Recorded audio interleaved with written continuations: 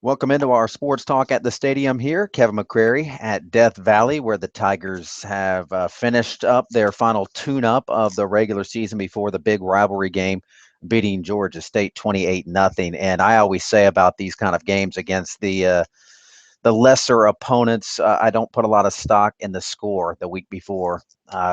Clemson and South Carolina play. A few years ago, the Gamecocks struggled to beat Wofford before they played Clemson. They still ended up winning the game. The score really is irrelevant in these games. You know they're going to win. You know they're probably going to win by a lot. They may or may not struggle.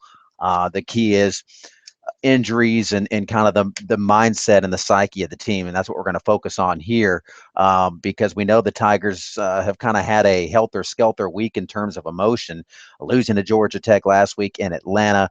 They thought they lost to Deshaun Watson for the season. Then they found out Sunday that, hey, maybe they didn't lose him. They still don't know if they're going to have him back for the game next week or not. Cole Stout was in a major funk. Confidence was waning. So all of those things were percolating as we went into this game.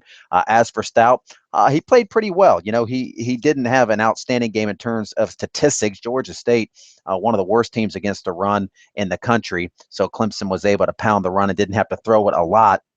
But Stout did complete 19 of 29 passes. What did he have? 132 yards and a touchdown. He did have an interception that wasn't really his fault, bounced off a guy's hands. Jordan Leggett probably should have pulled that one in, and it was intercepted. So he's feeling better about things than he was a week ago. He did take some shots, and one on that left shoulder in particular. He got up very slow, but he did come back and finish that game out. So Clemson feels a little bit better about playing Stout if they have to next week, and we don't know if they're going to have to or not. I asked Chad Morris, not if he was going to play, because I think the coaches aren't playing coy. They don't know what it's going to be like, but what the cutoff is going to be when he has to return to practice and be able to play, or if not, they got to go with Cole Stout. He wasn't really able to answer that. Sweeney told me Monday was probably going to be the big day because Tuesday and Wednesday are big installation days and important practice days, and if Watson isn't ready to practice full go at that point, it probably means it'll be Cole Stout. Now, he might not practice all week, and they can still use him in a game, but in terms of starting, it's looking like it's going to be a big day for him Monday in terms of what he can do on that knee. Still listed as day-to-day. They think he looks pretty good moving around out there. He was riding the stationary bike at different times on the sideline here tonight. My gut is I think he's going to play with a brace, but that's just a guess. You could ask 5 other guys here in the media whether he's going to play, and they might give you 5 different answers. So, but my gut is that he's going to play in some capacity with the brace, and what level he plays at and what the game plan is going to be like remains to be seen. Dabo Sweeney knows full well that the Tigers have lost 5 games, as he put it. They've lost 5 straight against the Gamecocks. He doesn't have to talk to the team about it. They all know it. People in the grocery store remind them. The people at church remind them. At school, everybody knows what's at stake in this game. South Carolina is definitely in the Clemson's head, and that's a natural thing. If you lose 5 straight to somebody, that's going to kind of mess with your mind a little bit. And Clemson's in such an unfamiliar spot. Dabo Sweeney said that game is like another season, which I thought was an interesting thing for a coach to say. They have the countdown clocks. We know that they're winding down now. They've been up since the summer, counting down to this game coming up Saturday. Can you put too much emphasis on a game? That's a good question, and we'll find out on Saturday night whenever this game ends.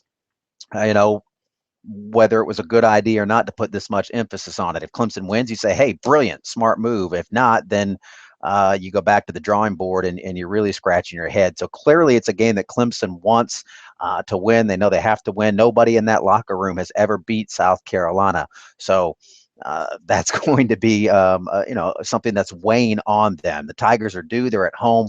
We're going to break this thing down a lot, obviously, as we move throughout the week here on Sports Talk. Some other thoughts from the game. The defense, very good. Now, this is going to be the best defense South Carolina has played this year. The deepest, most complete defense, I think.